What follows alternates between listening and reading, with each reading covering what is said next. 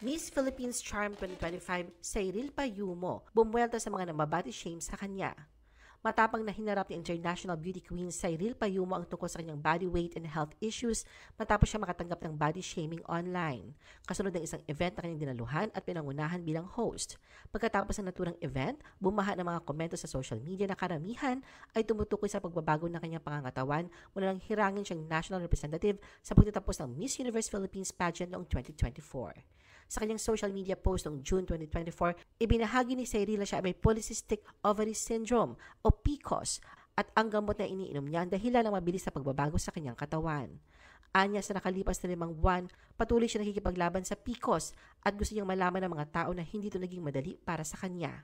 Ibinahagi rin niya ang ilang screenshots ng harsh comments laban sa kanya, kalakip ang isang larawan kung saan hawak niya ang isang bouquet habang nagbo-blow ng kiss sa camera.